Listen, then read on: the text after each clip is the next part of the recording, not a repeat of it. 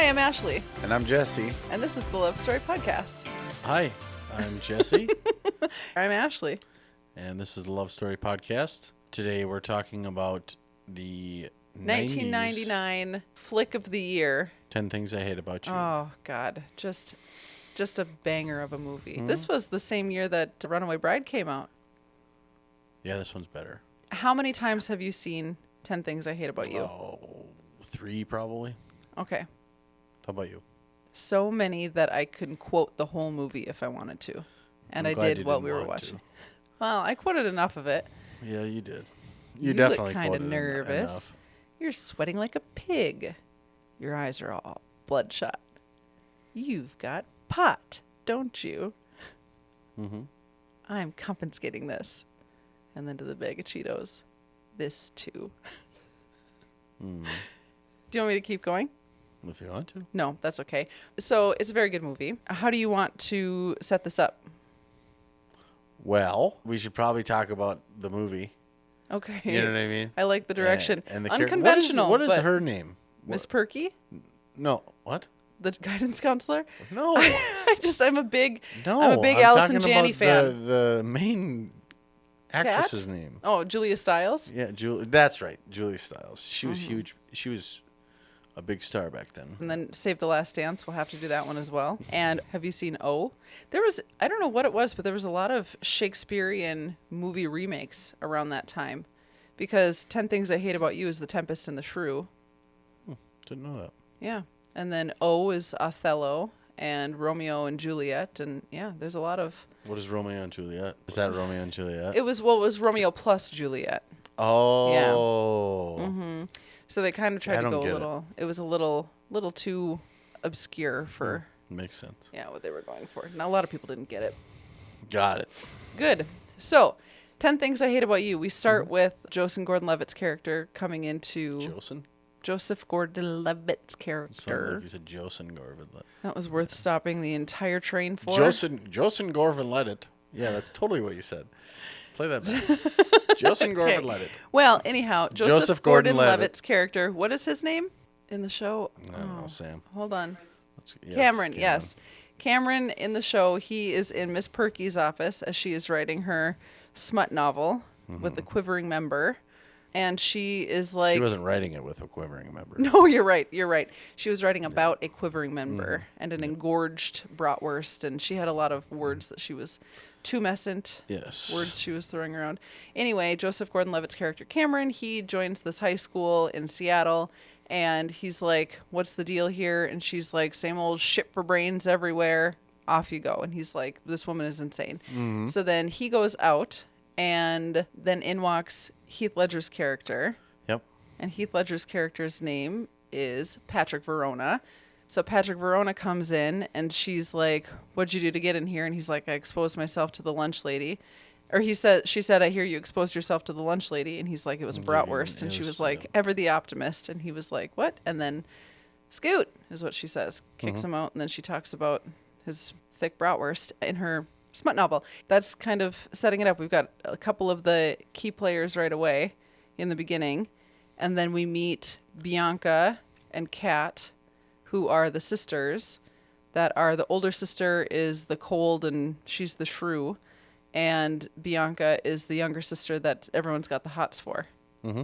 So, thoughts. What are you feeling? I think that all of that is true. Good.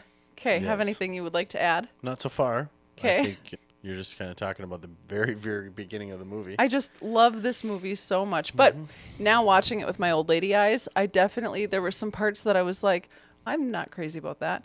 But overall, I do like the movie, and I do like the romance of it all. I don't like how, and I don't know if it's still going on today. I would imagine it probably is, but like just the way they make high schoolers like sexy and they try to make them so sexy. You know what I mean? Right. Like it's like they're supposed to be 16, 17-year-old kids. They're supposed to be like... They are also old people playing high schoolers, so okay, you do have beef with that anytime we're watching any movie. I definitely have beef with that because, like, the movie Snow Day, in particular, she's supposed to be like a 10th grader, and they show her nipples in the. Yeah, Not, I mean, through her shirt, but it was just like, what? You know, that is a lot of the reason why millennials are the way that we are, is because American Pie was supposed to be high schoolers. And it's wildly inappropriate to me. Yeah. And is that just because now you're an old dad? No. You thought that at the same time too? You were like, they should not be showing her nipples. She is only a 10th grader. I don't think it's something that to get grief about. I think it's serious. No, I'm not giving you grief. I'm just saying, when did this change for you? Was this like, did you feel this way now that we're nearing 40? Probably when Erica entered my life. Sure. I would imagine. Sure. Yeah. And you were like, I don't like the way that... I'm a dad now. I don't think this is right. Sure. Yeah. Well, yeah. And I think they don't necessarily... It's interesting, too, because in 10 Things I Hate About You, there wasn't a ton of steamy scenes or anything like that. Right. But it feels like it was like that would have been right at the end. Flashes her... Yes. Lifts up her shirt and... Yes, there are things that are inappropriate that would be like... This movie is pretty mild, I think, compared to some. Because you don't see anything anyway. But on the other hand, at this movie, the second wave of movies, of high school movies that comes after this, that's your American Pie and that's your Euro Trip and all of that kind of stuff, where it's just so hypersexual on... Scary movie. Yes. I mean, like... On teenagers. What's the one with the whipped cream, Varsity Blues? I think that was a little older. No, that's... Oh, I think it was in the 90s. What was the one where she's coming out of Bo Derek? Is it Bo Derek? That she's coming out of the pool and like Sean Penn and they're just like... Wild Instincts, is it? No, it's not Dazed and Confused. And it's... Something Instincts. Oh, God. It's right on the tip of my tongue. It's high school. Yeah. It's oh, God, it's right there. I'm picturing she's coming out of the pool. Fast Times at Ridgemont High. That's what it is. Oh, I've never seen that. What is the movie where they set the teacher up and she's coming out of the pool? The girl that plays Sydney on Scream. Uh-huh. And then there's another girl and she comes out of the pool. Oh, that's Cruel Intentions. Cruel Intentions. Yes. That's the movie I was talking about. Wow. But again, they are high schoolers. Yeah. There's so many, they're all high schoolers. And yes. It's like, this is high school. You're still a kid. And this is the kind of stuff. But so I brought up Fast Times at Ridgemont High to say that there has always kind of been that, like, it's high school. It's what are you appealing to? You're appealing to horny teenagers. Yeah, and it's and weird. So kids, it's teenagers that are going to watch horny teenagers. So it's kind of... So you're a supporter of lying to your kids, and I am a supporter of not objectifying high schoolers. I am also a supporter of not objectifying high schoolers. You just gave me grief about it. No. I'm not giving you grief. I'm just saying that there is a whole subgenre that I think now at this day and age, people are kind of going away from, like the hypersexualization of teenagers. Yeah, maybe. I don't know. I haven't. Because up until... I don't know maybe either. Maybe they are. Well, and luckily for this podcast episode, 10 Things I Hate About You is very tame. Mm-hmm. Yes, it is. And it's a good movie. Yes, and highly quotable. It's just it's one of those that you can put on and watch it over and over and over again. I like the dynamic of the AV geek, who is whatever his name is. Supposed to show him around. Yes, and so the dynamic of him and Cameron coming together, and they're just like a couple of buddies that are just like the goofball buddies that are trying to just make it through high school alive. And then the scene where they're walking around and he's like, okay, these are the coffee heads.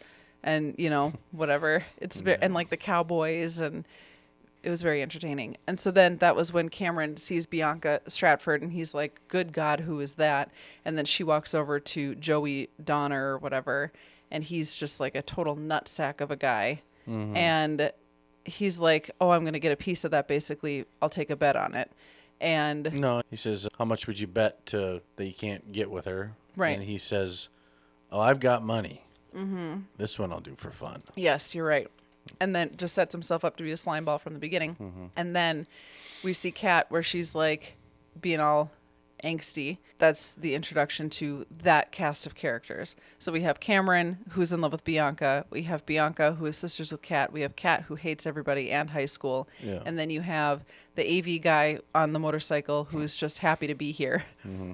And it's a sweet motorcycle, by the way. Yep.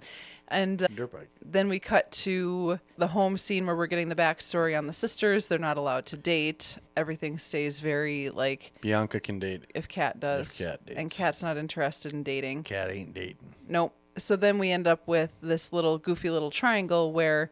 And I don't remember what his name is, the AV guy. Anyway, he comes up with this whole plan with Cameron because he's like, I know how we can get you a date with Bianca. We'll get Joey to pay somebody to take out Kat so then you can take out Bianca. Yeah. But Joey is like, he's the one that they go to pay. And Joey's like, well, I want to take out Bianca. So now Bianca has Joey and Cameron that are both vying for her attention. And meanwhile, you have Patrick. Joey goes to Patrick and he's like, I'm going to pay you to take out Kat. Patrick is Heath Ledger's character. Yes. Just a total dreamboat. Cut too soon from this world.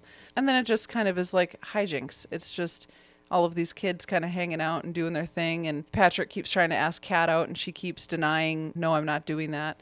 And meanwhile, Bianca's just living her life like, but Daddy, how come I can't do this? And until we end up with so we've kind of built it up a little bit. The night at the party comes fairly early on in the movie where Patrick finally breaks down Kat's defenses and he's like, we're going to this movie that they're having at Bogey Lowenstein's house, which is supposed to only be movie.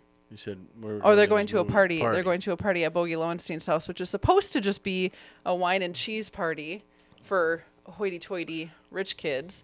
But the AV guy who had been snubbed by Bogey Lowenstein, he makes this huge invitation to Bogey Lowenstein's house party and makes it like a free beer, don't call, just come party. So the scene is all the two sisters are leaving to go to the party, and Joey, I think, is coming to pick. Does Joey come pick her up, or do they just show up at the party together? Kat takes Bianca and Gabrielle Union. So they're standing. This is when she's got the belly on. The dad says, fine, if you girls are going to the party, you have to put the belly on. And so Patrick shows up at the house to pick up Kat, and he ends up picking up Kat and Gabrielle Union and Bianca. Chastity, yes. So they're all going to the party together. And Chastity, and maybe that's the difference between like and love, because I like my Skechers, but I love my Prada backpack. And then Chastity goes, but I love my Skechers. And Bianca goes, that's because you don't have a Prada backpack. Hey, Love Story listeners, it's Ashley, and I have a very important confession to make. I recently did something extremely dangerous. I bought my fiance's wedding ring online. But before you judge me, I bought it from Modern Gents, and honestly, I feel kind of like a genius. Wedding planning is expensive. Like, why is this napkin $14 expensive? So when I found Modern Gents, which makes gorgeous handcrafted wedding and engagement rings that look luxury but don't cost we need a second mortgage money, I was sold. They use conflict-free stones, have tons of styles, inclusive sizing, free and fast shipping, easy returns, and a lifetime warranty, which is great because if my fiance loses his ring, I would like to replace the ring and not the fiance. The ring looks amazing, like suspiciously amazing for the price. And Modern Gents has over 1 million happy customers. So I'm clearly not the only one making elite financial decisions over here. So if you're engaged, getting engaged, or just emotionally preparing for how expensive weddings are, go check them out. Head to moderngents.com using the link in the show notes below for a special discount and find your perfect ring. So they go to the party, and then what? What's your take? They all go to the party together, and Kat's drinking. She gets wasted. Bianca's off hanging out doing her thing. Chastity's off doing her own thing, and Patrick is just following Kat around as they're just like, she's getting drunk and wilding out. Patrick is a stand-up guy in that scene, trying to help her. First, he tries to save her from making a fool out of herself, and then he is like, no, you can't sleep. You might have a... She hits her head, and, can't sleep. You might have a concussion. She tries to kiss him, and he doesn't, he's like, no. It's interesting that... we should do this... Right, when you're sober. It's interesting that even back, the movies of history would have you believe that, like, men were all just like, whatever, get it when you can, if you can. But then you've got a scene like that where it's like, that's 1999, and he's a high school boy that's like, nope, I'm not going to kiss you while you're drunk and whatever, and makes the right choice. Yeah. Interesting. And then there's a scene. She's upset yes. that he does that. And as they're getting ready to leave... Patrick and Kat are getting ready to leave. Cameron goes up to Patrick and he's like, everything's off. She doesn't want me. She wants to date Joey, whatever. And you remember what Patrick says to Cameron? He's like, he basically says, just go after it. Do you like the girl? And he says yes. And he's like, well, then get after it. And don't let, I don't remember. Don't let anyone make you feel like you don't deserve what you want. Yeah. Which, when you watch that when I was in 6th grade in 1999, watching that scene, and you're just like, oh, that's what love really is all about, But now with my like old lady feminist glasses, I'm like, I don't like that Bianca is made to be this like a thing that he can just have, rather than like, why does he get to continue to go after her when she's made it clear that she's interested in somebody else? It's kind of that like, you would love the good guy if But only she obviously hasn't made that clear because she doesn't like the guy. she doesn't like Cameron, or she doesn't like Joey. Or doesn't like Joey. Well, she kind of she liked the idea of Joey. It's pretty Joey. quick that she learns that he's a d-bag. Yeah, that is true.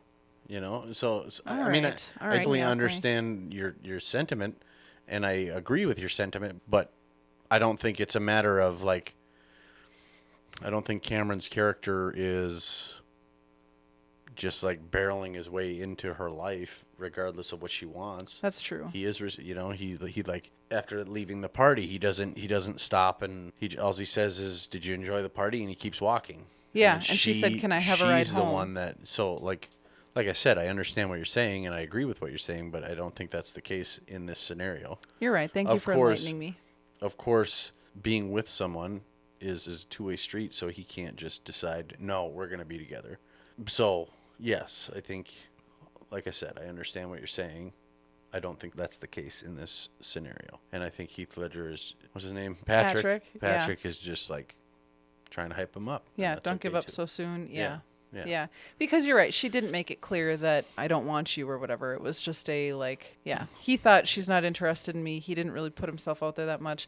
Then she says, "Cameron, can you give me a ride home?" Mm-hmm. And he does. And then she's somewhere in the conversation, I think she had said something, and he was like, "I've been nothing but nice to you. I learned French for you. I like." And then you go and blow me off, and then she kisses him. Yes. And then gets out of the car. She's like, "Well, I'm kind of into this cute little guy." And he goes, "And I'm back in the game." Mm-hmm. And then he drives off. And she goes inside. Next day, they're at school, and everyone's like, because she had tried to kiss him. And then she gets out of the car all angry and goes inside, whatever. Mm-hmm. And then... Aren't they in her car? Yes. Which I always thought was interesting, because where does he go? Right. And then in that scene, they pull up right But how did he get there? No, because he got to her house. So they were in her car. He drove her house. Drove to her house. He drove to her house. He didn't drive her house. No. He drove to her house. And then he got out of his car. Yeah, because she said, "I'm driving." So then they had made it clear. His vehicle was at her house. Yes. Got it. Now that we have a firm grasp of how transportation works, when two people combine into one car and then they separate, that's his car was there. They took her car. He drove back because she was drunk. Then he got out and he got into his own car and drove away. Do you want me to draw a picture for you? I'll be fine. Okay, good. Thank you. So then they go to school the next day, and is this the scene where Joey is like, "I'm going to pay you more money now. I want you to take her to prom." And he takes the money and gives it to the band geek and then sings his song.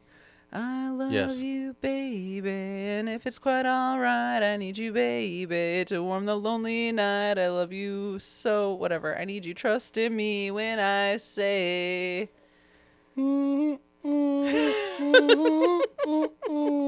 Yeah, he like makes a big spectacle of himself and lands himself in detention to get her attention while she's on the soccer field and practicing and whatever. And he's just like, "Here's the deal. Look at rat-ta-ta. I'm a goofball for you." And she's like, "Okay, fine." So then cut to the end of the day. He's in detention. Bianca and Cameron have been hanging out and kind of making moon eyes, whatever. And like Joey's still kind of being a D-bag to Bianca. He's still thinking he's a part of the picture. Bianca hasn't made it clear she's not interested. Oh, he says a bunch of us are going to a party somewhere afterwards, and Bianca's like, "I don't want to go." And I think she's made it as clear as she should have to, but you would think so. But yes, a lot of the male species doesn't take hints very well. Not all men are as stand-up guys as you. That felt like a slight. No, it was not a slight at all. I mean it. I know you are a stand-up guy. Yes, I know you are. Especially in that way. Yes, I know you are. So at this point, Chastity has made herself kind of a frenemy when it's the end of the night at Bogey Lowenstein's party. And conversation, Joey says, "A bunch of us are going to so-and-so's house. Do you want to come?" And Bianca's like, "No." And Chastity's like, "I'll go." And then he puts his arm around her and off they go. And she's like, "Chastity." And she's like, "Hey, babe, you passed," or whatever. And then, so that's when you're kind of like, ooh, Chastity's kind of a frenemy here, and she's interested in Joey. And so then the next day at school, Then we have the big song and dance that lands Patrick in detention. And then now here we are in detention, and Kat comes in with her distraction. And that was when the principal says, he goes over to the sweaty kid in detention and he says, He's not the principal. He's the coach. sorry, you're right. He's the coach. The coach goes over to the sweaty kid and he goes, you look kind of nervous.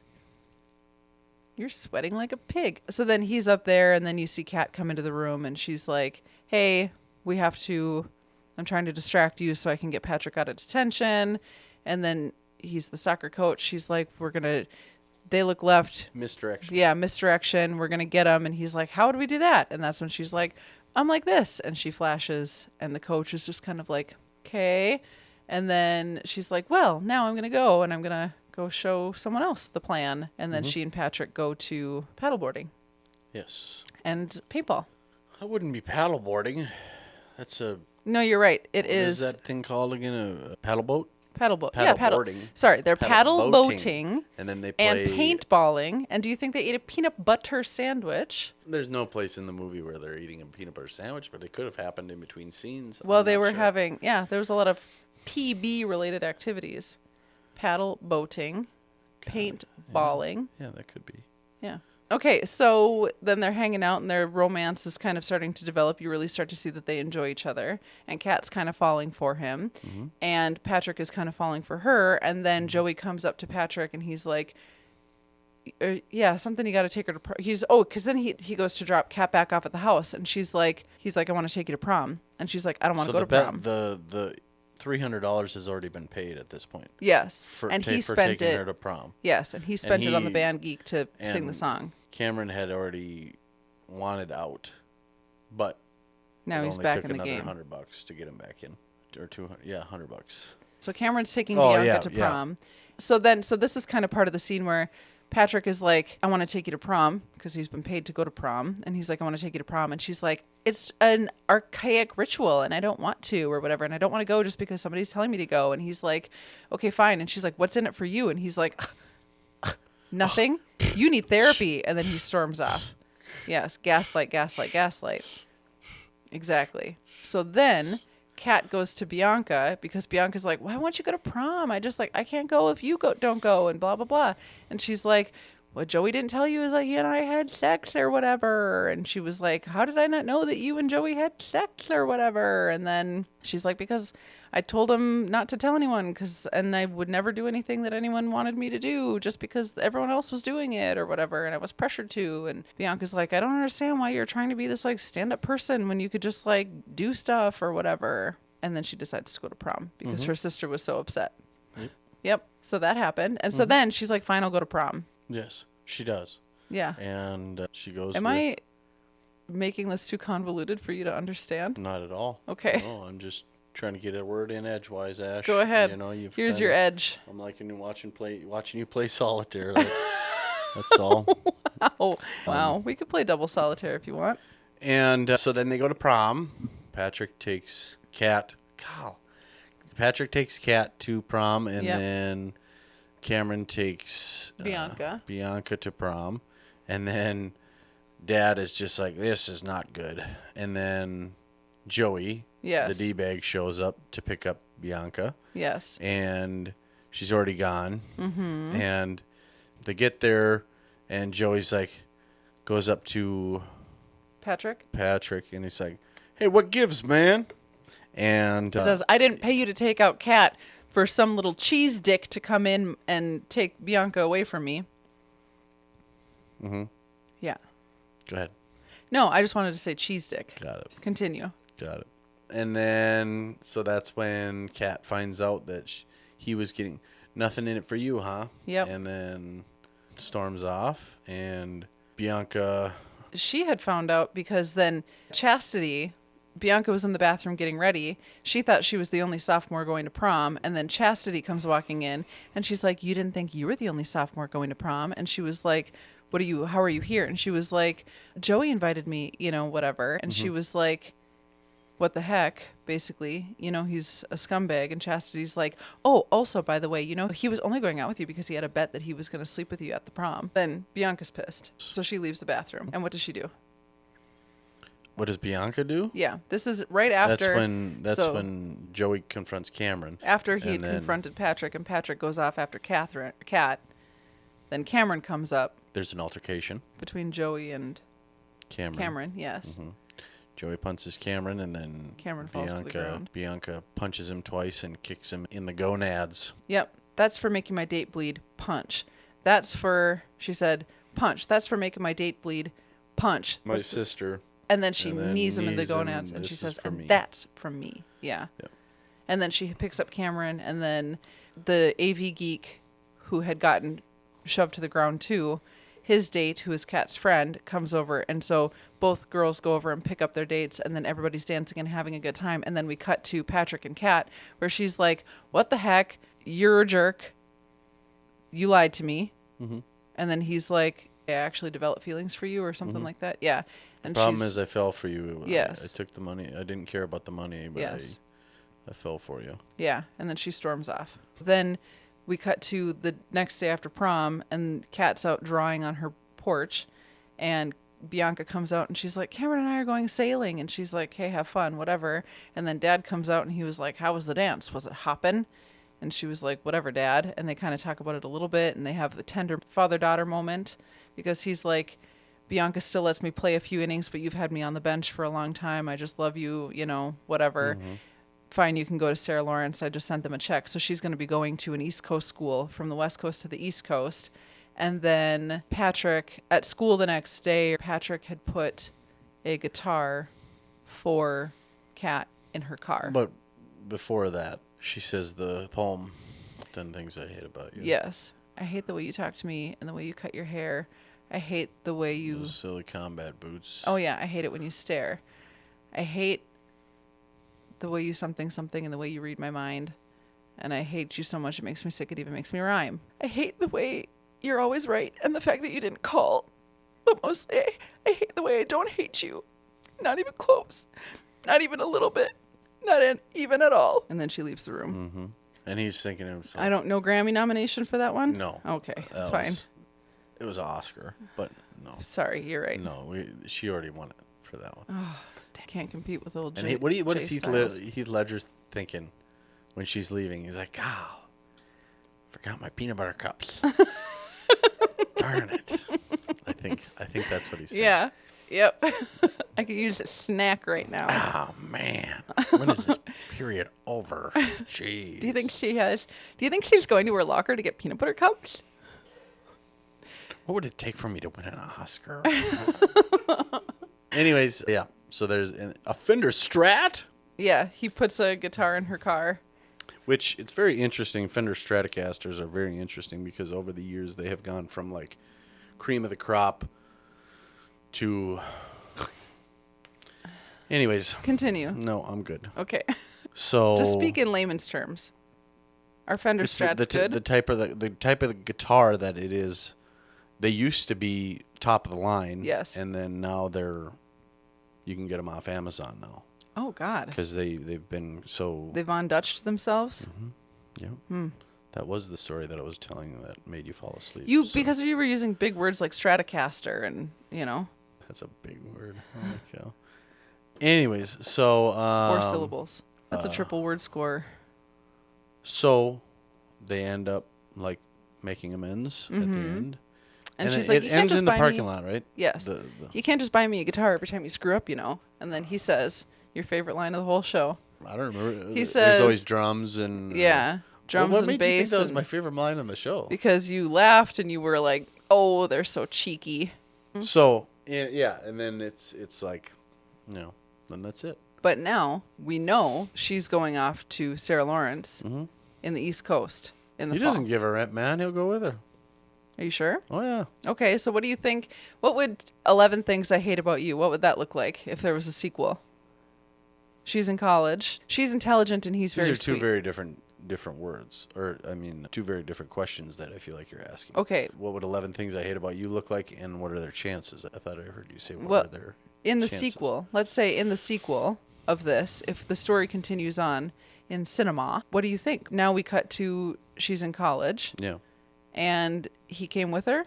And what is he doing? Is he going to college? Yeah, sure. He's a degenerate.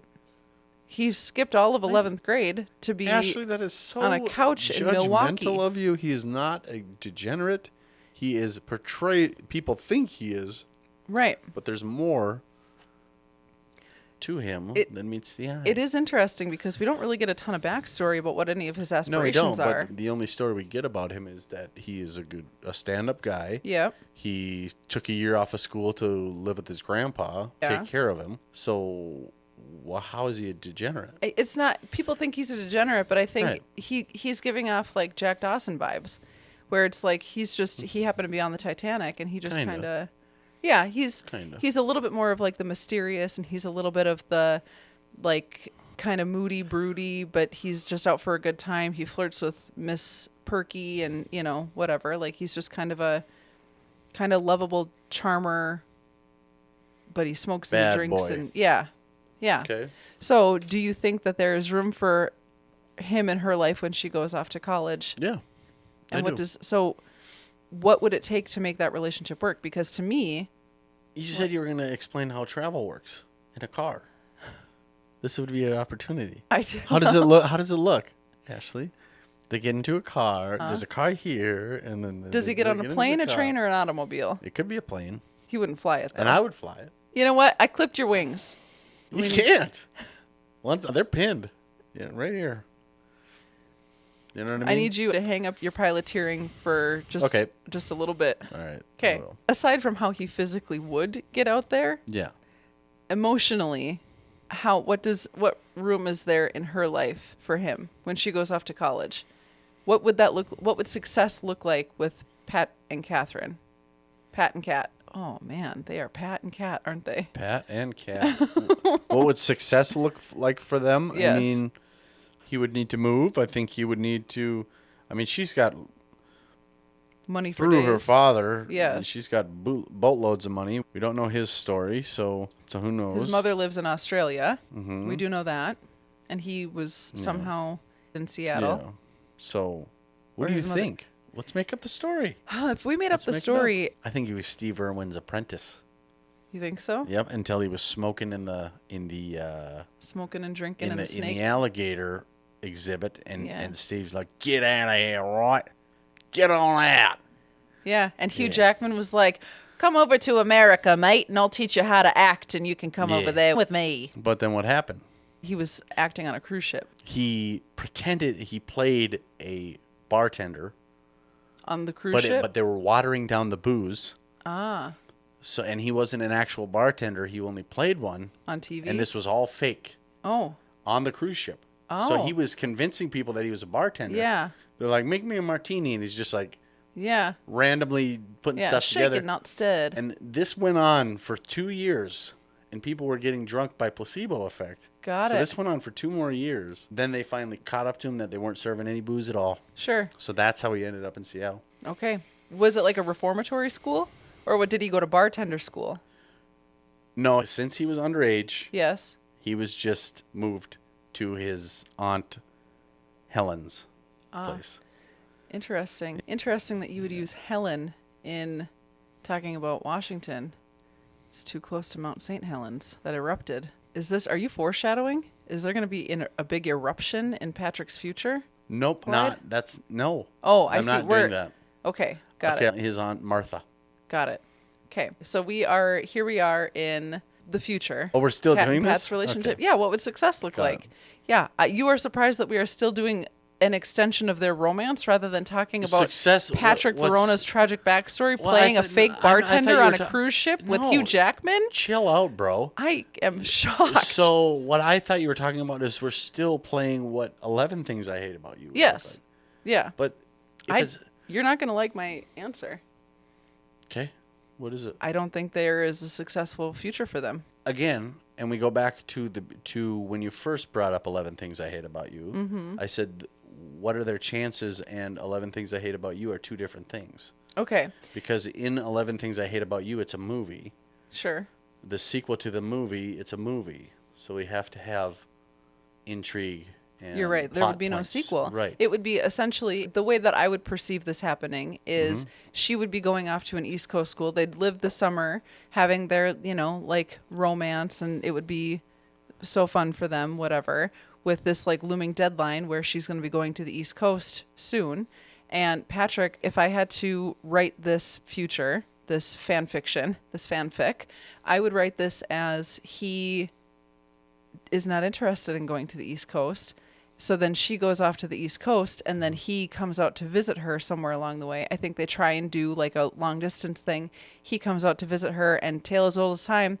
She's got a turtleneck sweater on and she's wearing her like leather coat and a scarf and she's walking with a cup of coffee and she's like flirting with a guy and a couple of her friends. And then Patrick comes, they like walk and meet each other and Patrick's like, you haven't been returning my calls. And she's like, Patrick. And then she goes off to tell him, like, why are you here, basically? And he's like, but I love you. And, you know, I wanted to come visit you. And she's like, I'm too sophisticated now. I think West Coast cat and East Coast cat are different people. And I think she would transform to kind of her environment. Mm-hmm. And Patrick would be essentially left behind. Yeah, man. What do you think? For real. I just have a question. Why do you think I wouldn't like your because you answer? You love love. I think you would love. I think, don't you? I do, yeah. But I'm. So, and that's okay. I don't think that I'm not under some delusion that everything is going to work out for everybody. You know. Okay. I mean, I think I certainly don't develop emotional attachments to characters in movies. I'm sorry. You Stop. know? What? There are many of us who do. I need you to be respectful of my values. Then you be respectful of my reaction to your reaction. Okay? Thank you. Okay, continue. I think, yeah, that very well could happen. But I also think that he breaks down her walls. And if they are indeed broken down, then they have a good chance. And what would that look like? Yeah, he would travel with her and he would get a job smoking cigarettes down there for testing product for Philip Morris down there. And, yeah, and it'd be fine. There's a lot of openings that come up for that high turnover at that job. So I think it could happen. What would I rate their chances? I think the move is a huge thing. I think more importantly, just like the last movie that we were talking about, age is the most important thing. They're only 18 years old. That, I think, brings their chances way down because it's like she's, and there's obvious trauma with her mother leaving, and she is, how would you describe it? She's got something to prove. She needs to prove herself to herself. But she portrays it as, I don't care what anybody thinks, when clearly she does, right? Right. And so if him breaking down her walls at that point is genuine, then they have a very good chance. Yeah. But do I think that is the case? Not really. I would agree with you, but I think their relationship is just kind of a stepping stone on the path of her journey, her self-discovery. I think it's nice that he kind of learned to love and she kind of softened him up a little bit and opened him up more to the prospect of letting other people in. But he's just kind of a charmer, and he's a charmer and he met his match kind of with her a little bit. And then from her perspective, I think you're right. She needs to face some of the stuff that she's been, she's so protected from the rest of the world. Yeah. And yeah, I really think, just my outside perspective on her, I think she's got a lot of work to do. I don't think Patrick is really the one. I think they align in the way that they like kind of view the world as like us against the world, or just, I think she thinks she sees that in him, or that they bond over that. But really, I think he's more of just like, I think he's very comfortable living his own life and doing whatever he needs to do. I'd agree and with she that. does it with a chip on her shoulder. And so I think she sees in him a version of confidence that she wishes she could emulate, and she's got a lot of work to do. And I don't necessarily see that where she wishes to emulate it. I think that is an implication that she's not okay with. Some people are okay with not having that confidence. That's just for the sake of argument. I think they had a good relationship. They had fun together, and I think it is going to be like they were each other's first real love, and then it'll hurt, and then they'll have a wound to heal from. Yeah, me too. Do you think they have a great chance? No, again, because of age and the age that they are at, and because of the travel strain. So now let's say they come back together for their 10-year reunion. Yeah. Everybody comes together and they've got a 10-year reunion and they see each other across the gymnasium or whatever. What do you think? Do you think sparks fly again, or do you think it's like... Yes, I do. Okay.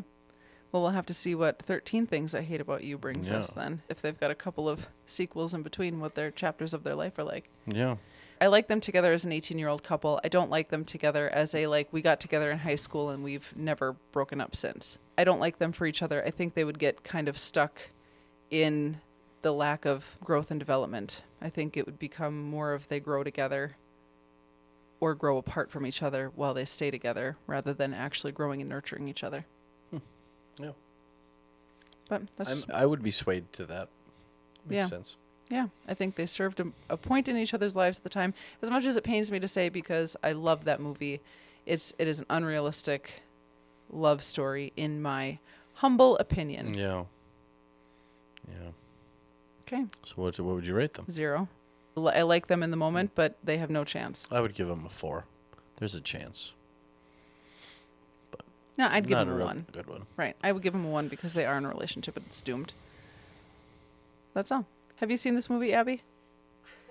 No, but you want to know what I have seen? What? The 2009 series on ABC Family where they remade the movie into Oh, a I remember 20-episode that. series. They did that, yeah. Oh, I'm going to have to watch that. Not with me. Okay, fine. Who stars in that one? Lindsay Shaw. She Okay. was on Ned's Declassified School Survival Guide. Yes. And Okay. then the dad from the original 10 Things is still the dad.